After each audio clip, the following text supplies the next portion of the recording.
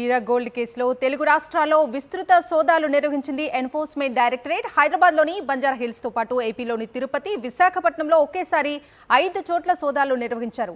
Heera gold chief Nowhera Sheikh దాదాపు 400 కోట్ల మేర అక్రమంగా సంపాదించినట్లు ఈడీ సోదాల్లో గుర్తించారు.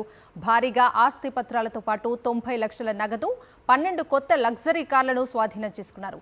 25 కోట్ల విలువైన బినామీ ఆస్తులకు సంబంధించి పేపర్లను గుర్తించారు. నౌహీరా పేరిట ఉన్న మరో 13 ఆస్తులకు సంబంధించిన డాక్యుమెంట్లను స్వాధీనం చేసుకుంది ఈడీ.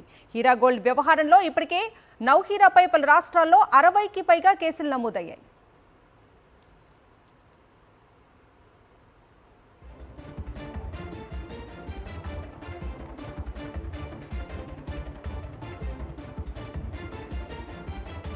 హీరా గోల్డ్ కేసులో తెలుగు రాష్ట్రాల్లో విస్తృత సోదాలు నిర్వహించింది ఎన్ఫోర్స్మెంట్ డైరెక్టరేట్. హైదరాబాద్లోని బంజారాహిల్స్ తో పాటు ఏపీలోని తిరుపతి, విశాఖపట్నంలో ఒకేసారి 5 చోట్ల సోదాలు నిర్వహించారు.